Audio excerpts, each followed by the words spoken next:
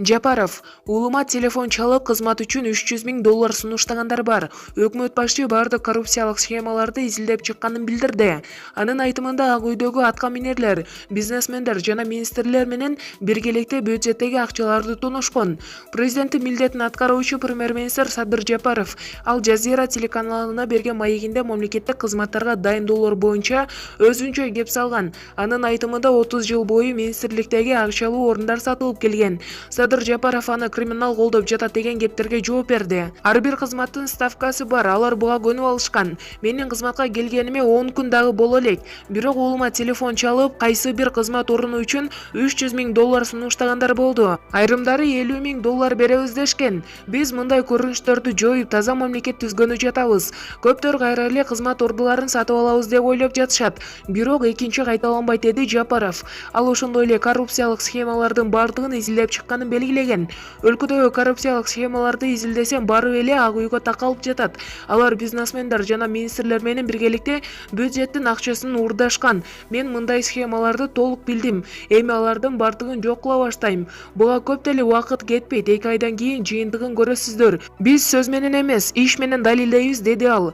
Жапаров интервьюда Кыргызстандын келечеги, кадрлык система, коррупция менен күрөш боюнча дагы кеп козгогон.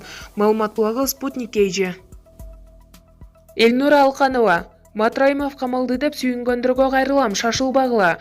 Бүгүнкү саясий экономикалык кризиске кырдаалга Райымбек Матраимовду жалгыз себепкер кылып, элди тынчытам деген максатты барлар көп экен. Бул тууралуу Мекеним Кыргызстан партиясынын депутаттыкка талапкер Элнура Алканова Фейсбуктагы баракчасына жазды. Текст өзгөртүүсүз берилди. Бүгүнкү саясий экономикалык кризиске кырдаалга Райымбек Матраимовду жалгыз себепкер кылып, элди тынчытам деген максаты барлар көп экен. Матраимовго якындарынын бир бөлүгү бул жакта мыйзам жок, четке кетип кал дегендер болду, бирок ал киши мыйзамдын астында өзүм жооп берүүгө даярмын.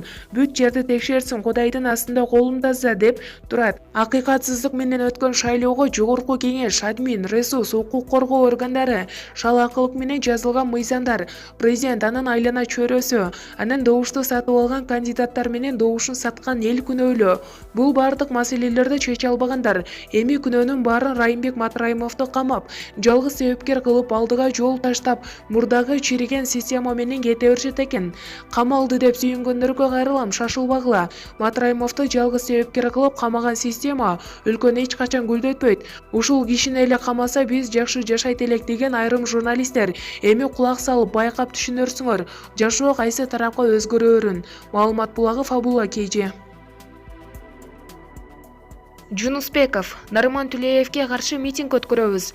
Эртең 21 октябрда Бишкекте Нарыман Түлеевке каршы митинг өтөт. Бул тууралуу Мекенчил партиясынын Жогорку Кеңештин депутаттыгына талапкер болгон Төрөхан Жунусбеков Facebook баракчасына жазды.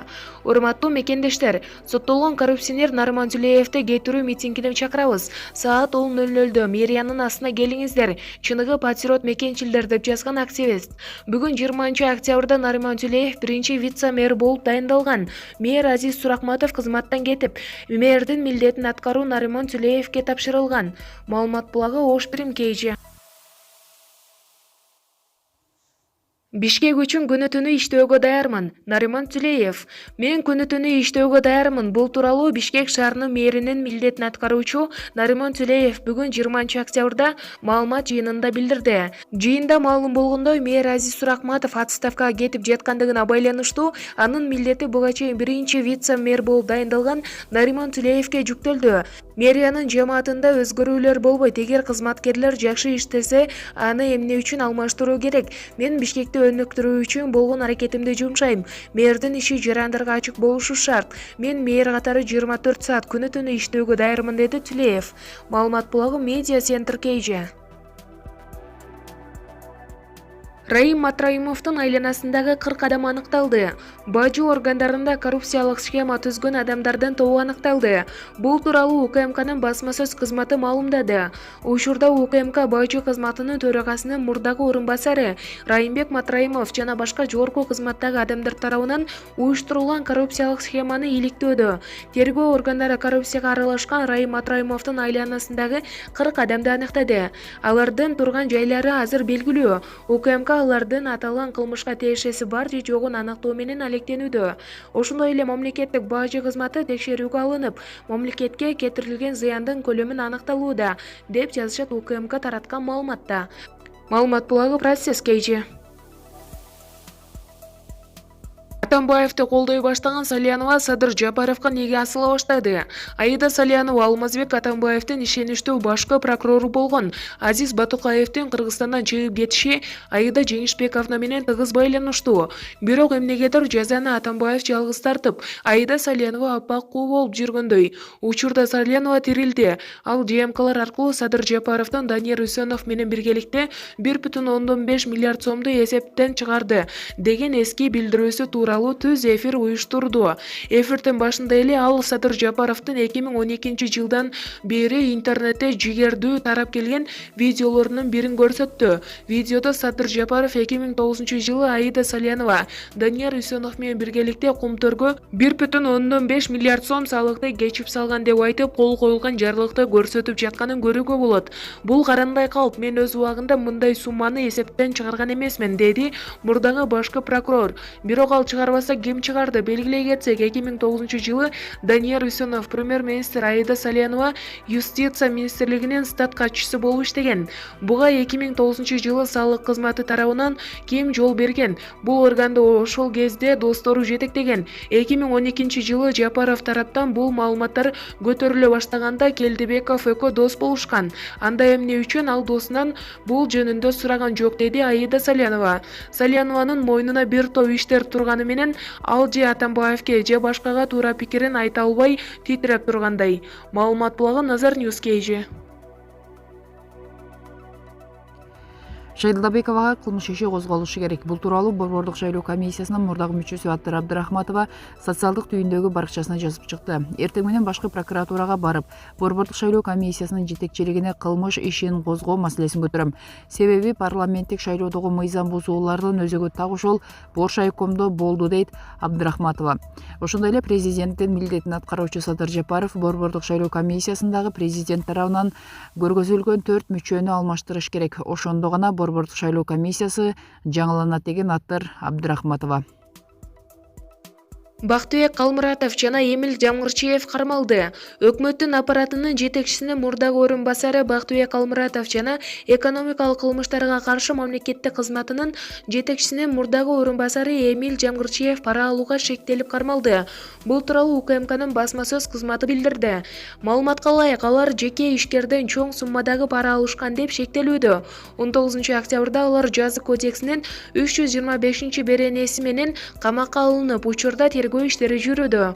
Эске салсак, Эмил Жамгырчиев экономикалык кылмыштарга каршы мамлекеттик кызматынын жетекчисинин орун басары болуп, 2018 жылдын апрель айынан 2020 жылдын октябрь айына чейин иштеген. Ал административдик башкаруу боюнча штабты жетектеген. Бактыбек Калмуратов өкмөттүн аппаратынын жетекчисинин орун басары болуп, 2019 жылдын июнь айында дайындалып, 2019 жылдын октябрь айында кызматтан бошотулган.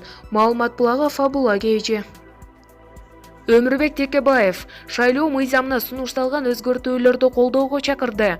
Бишкекте 20 октябрда шайлоо маселеси талкууланган. Жыйында 6-чакырылыштагы Жогорку Кеңештеги Ата Мекен фракциясынын депутаты Өмүрбек Текебаев парламенттик шайлоо мыйзамына сунушталып жаткан өзгөртүүлөрдү колдоо берүүгө чакырды. Ал добуш берүү учурунда бурмалуу административдик ресурс колдонуу, добуш сатып алуу аракеттерин жана шайлоого криминалдык чөйрөнүн аралаштыруусунун жыйынтыгы кандай болорун 4 октябрдагы парламенттик шайлоодон кийинки нааразычылык акциялары көрсөтүлгөнүн эске салды. Текебаевдин пикиринде президентти жана Жогорку Кеңешти депутаттардын шайлоо жөнүндө конституциялык мыйзамга шайлоо босогосун жана күрөөнү азайтуу тууралуу өзгөртүүлөр кириши керек. Биз эркин шайлоону камсыз кылышыбыз керек. Азыр дүйнө өзгөрдү. Мына социалдык тармактар адамдарды мобилизация кылып, аларды бириктиргенге шарт түздү. Үйдө отурган кожойкелер деле биригип коомдук пикирди аныктап коюп отурат.